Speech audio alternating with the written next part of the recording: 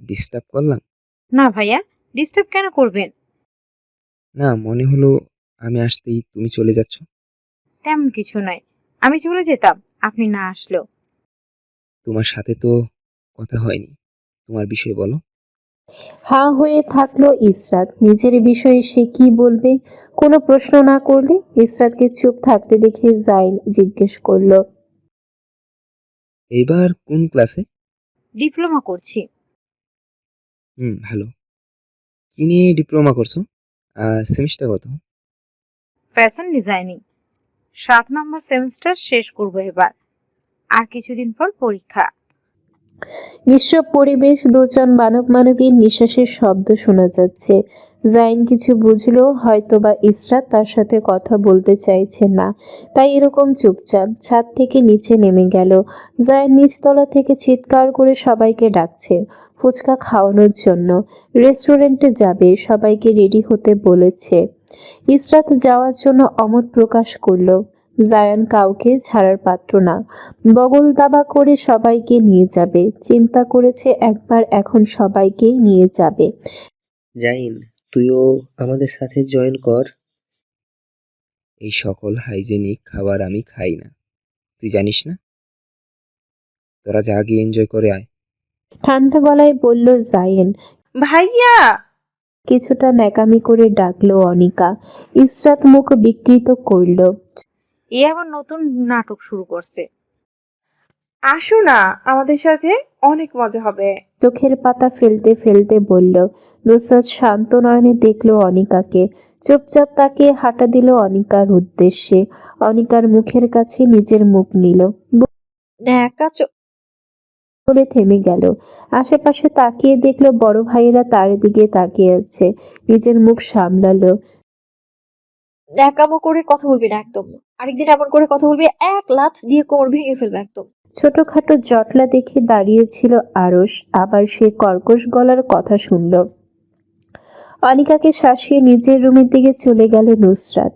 আরশ নিজের জায়গায় বিমূঢ় হয়ে দাঁড়িয়ে রইল। রেস্টুরেন্টের টেবিলে সবাই গোল হয়ে বসে আছে। জাইনের এক পাশে অনিকা, অন্য পাশে ইসরাত। জাইন মোবাইল স্ক্রোল করছে। জাইনের এখানে আসার কোনো ইচ্ছে ছিল না। এসব মেয়েলি জিনিসে তাকে নিয়ে আসার কি প্রয়োজন ছিল সে বোঝে না। এই জায়ানটাও হয়েছে মেয়েদের মতো। ফুচকা আবার ছেলেরা খায় নাকি? চেয়ার থেকে উঠল জাইন। রেস্টুরেন্টের সামনে করিডোরে গেল। পকেট থেকে গ্যাস লাইট ও সিগারেটও বের করলো জাইন। সিগারেট ঠোঁটে গুজে ঠান দিয়ে ধোয়া নাক মুখ দিয়ে বের করলো। আশপাশ দেখতে গিয়ে কাচের দেয়ালের বাহিরে চোখ আটকালো ইসরাতের। হৃৎপিণ্ডের বেগ হালকা বাড়ল। গোলাপি ঠোঁটগুলো কেঁপে উঠল। হাত দ্বারা হাতে চিমটি কাটলো। নিজের চোখ সংযত করে ফিরিয়ে আনলো টেবিলের উপরে। চোখ নামিয়ে টেবিলের দিকে তাকিয়ে থাকলো। জাইনের মোবাইলে কল আসলো। পকেট থেকে মোবাইল বের করার পর ওয়ালপেপারে ভেসে উঠল লাভ। কল ধরে সিগারেট ঠোঁটে গুজলো। ধোঁয়া বের করে বলল, বল। আমি আসছি বাংলাদেশ টু এক মন্ডো। বলে ফোন রেখে দিল। বাংলাদেশের ঋতুর এখন ঠিক ঠিকানা নেই। গ্রীষ্মকালে এখন বৃষ্টি হয় আর শীতকালেও বৃষ্টি হয়। আকাশের দিকে তাকিয়ে সকল চিন্তা ভাবনা করছিল নুসরাত। সকালে রোদের জন্য মাথা ব্যথা শুরু হয়েছে, আর এখন ঝড়ের সাথে বাতাসের জন্য শীত শীত লাগছে। বাতাস দেওয়ার সাথে সাথে কারেন্ট নিয়ে নিয়েছে। এখানে এই এক সমস্যা, হালকা বাতাসে কারেন্ট চলে যায়। রুম অন্ধকার হয়ে আছে। বিকেলের দিকে সবাই ফুচকা খেতে রেস্টুরেন্টে গিয়েছে। নাজমিন বেগম নুসরাতকে যেতে দেননি পেট ব্যথার জন্য। এসব খেলে আরো বেশি পেট ব্যথা করবে নাজমিনের মতামতে। একা একা বোর হয়ে গিয়েছে বাসায় থেকে। আমার মতো একজন ব্যক্তিকে ছাড়া ওরা চলে গেল, আমাকে নিল না। শালা খুবিশের দল। এই কারেন্ট ওয়ালা জানোয়ার কারেন্ট নিয়ে এর মধ্যে বসে আছে। ভাল লাগে না, ধুর। নিজের সাথে নিজেই কথা বলল। মাঝারি আকারের কার্লি চুলগুলো হাত খোপা করলো।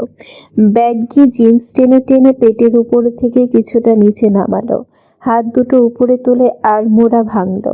জানালার কপাট একটা বন্ধ করে রাখলো, আরেকটা খোলা রাখলো, যাতে ভেতরে বাতাস আসতে পারে। বাহিরে মুষলধারে বৃষ্টি হচ্ছে। দরজার বাহিরে থেকে নক হলো। আম্মা আসছো? বাহির থেকে উত্তর আসলো না। নুসরাত মনে করলো নাজমিন বেগম এসেছেন। দরজা খোলা আছে, আম্মা ভেতরে আসো। নিজে নিজে কথা বলল। আম্মা ছাদে যাই। অপর পাশ নিশ্চুপ। আম্মা কিছু বলছো না কেন? রাগ করেছো? আমি তো কিছু। বলতে বলতে দরজার দিকে তাকালো। মুহূর্তেই ঠোঁট দুটো থামলো মেয়েটার। অসম্পূর্ণ রইল গোছানো কথা। দরজার সামনে পকেটে হাত রেখে দাঁড়িয়ে আছে আরুষ। মেয়েটার ঠোঁট কেঁপে উঠল। মুখের কথা মুখের ভেতরেই রয়ে গেল। নিজ মনে নিজেকে গালি দিল, না দেখে এত কথা বলার জন্য। কিন্তু সামনের ব্যক্তির মনোভাব ঠিক বোঝা গেল না। নুসরাত নিচের দিকে তাকিয়ে দেখলো ওর না গায়ে আছে কিনা। হ্যাঁ, আছে ঠিকঠাক। সামনে তাকে হৃৎপিণ্ড কেঁপে উঠল। আরুষ কিছুটা ঝুঁকে ওর দিকে তাকিয়ে আছে। কখন কাছে আসলো টের পেল না। বাহিরে বাতাসের বেগ বাড়ল। সনসন করে বাতাস এসে ভেতরে প্রবেশ করে ছুঁয়ে দিল মানবীকে। আরুষ হাত দ্বারা মেয়েটার চুলগুলো কপালের উপরে থেকে সরিয়ে দিল। ঘেমে গিয়ে কপালে বিন্দু বিন্দু জল জমা হয়েছে এরই মধ্যে মেয়েটার। আরেকটু ঝুঁকে গেল আরুষ।